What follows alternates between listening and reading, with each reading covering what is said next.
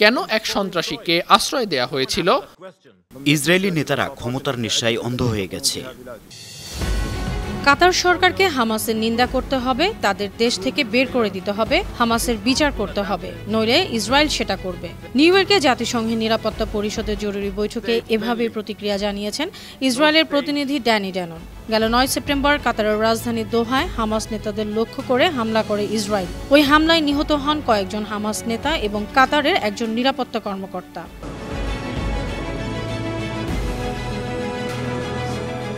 দোহায় প্রাণঘাতী এ হামলার পর বৃহস্পতিবার নিউ ইয়র্কে জাতিসংঘের সদর দপ্তরে নিরাপত্তা পরিষদের জরুরি বৈঠক হয়। সেখানে কাতার ও ইসরায়েলের প্রতিনিধিরা তীব্র বাকবিতণ্ডায় জড়িয়ে পড়েন।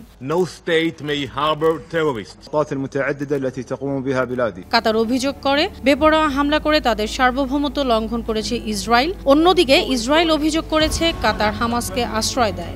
Offering Hamas leaders sanctuary in luxury hotels while they orchestrate massacres and terror attacks. বৈঠকে প্রথমে বক্তব্য দেন কাতারের প্রধানমন্ত্রী মোহাম্মদ বিন আব্দুর রহমান বিন জাসিম আল থানি।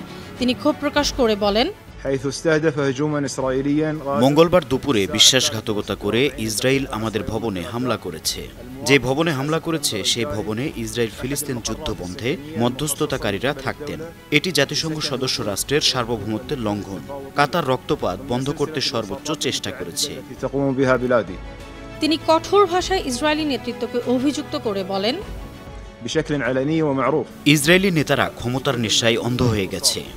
গাজায় গণহত্যা এবং নজিরবিহীন মানবিক বিপর্যয় সৃষ্টি করেছে। বিশ্ব কোনো পদক্ষেপ নেয়নি।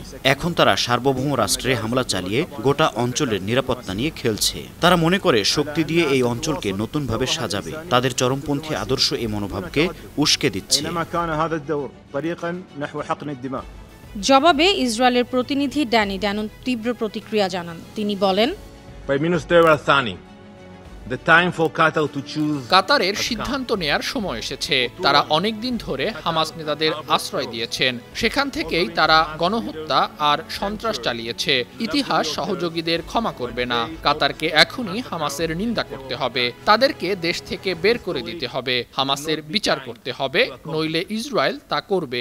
Qatar condemns Hamas, expels Hamas and brings Hamas to justice, or Israel will.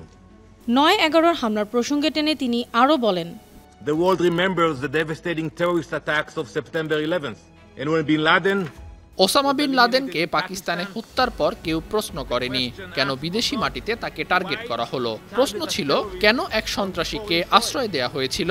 আজও সেই একই প্রশ্ন করতে হবে। হামাসের কোনো দায়মুক্তি থাকতে পারে না। The same question must be asked today.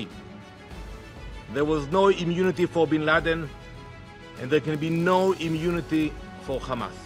যুক্তরাষ্ট্রের রাষ্ট্রদূত ডরোথি শিয়া কাতারকে আশ্বস্ত করে বলেন, does not advance Israel's কাতারের ভেতরে একতরফা বোমা হামলায় ইসরায়েল বা আমেরিকার লক্ষ্য না। প্রেসিডেন্ট ট্রাম্প চান সব জিম্মির মুক্তি এবং যুদ্ধ শেষ করতে। তিনি কাতারের আমির ও প্রধানমন্ত্রীর কাছে প্রতিশ্রুতি দেন যে এমন ঘটনা আর ঘটতে দেওয়া হবে না। that such a thing would not happen again on their soil. রাশিয়ার প্রতিনিধি ভাসিলি নেবেনজিয়া বলেন, দোহায় যেখানে বিদেশি দূতাবাস রয়েছে সেখানে হামলা অত্যন্ত উদ্বেগজনক। আমাদের দূতাবাস ওই জায়গা থেকে মাত্র 600 মিটার দূরে। এই হামলা শুধু কাতারের সার্বভৌমত্বের বিরুদ্ধেই নয়, মধ্যস্থতাকারীদের প্রচেষ্টার বিরুদ্ধেও। এর ফলে গাজার সংকট আরো ভয়াবহ হবে। গোটা মধ্যপ্রাচ্যের নিরাপত্তা ঝুঁকিতে পড়বে। ব্রিটেনের স্থায়ী প্রতিনিধি বারবারা উডওয়ার্ড বলেন, The United Kingdom stands in কাতারের প্রতি পূর্ণ সংহতি ঘোষণা করছে যুক্তরাজ্য। ইসরায়েলের হামলার নিন্দা করছে। এটি কাতারের সার্বভৌমত্বের লঙ্ঘন। একই সঙ্গে আমরা জোর দিয়ে বলছি হামাসকে অবশ্যই জিম্মিদের মুক্তি দিতে হবে, অবিলম্বে যুদ্ধবিরতিতে রাজি হতে হবে। sign up to an immediate ceasefire deal and commit to disarm. ফরাসি রাষ্ট্রদূত জেরোম বনাফো বলেন, que le Conseil les condamne. ইসরায়েলের দাবি করা 9 সেপ্টেম্বরের দোহা হামলা কোনোভাবেই গ্রহণযোগ্য নয়। এটি আন্তর্জাতিক আইনের গুরুতর লঙ্ঘন।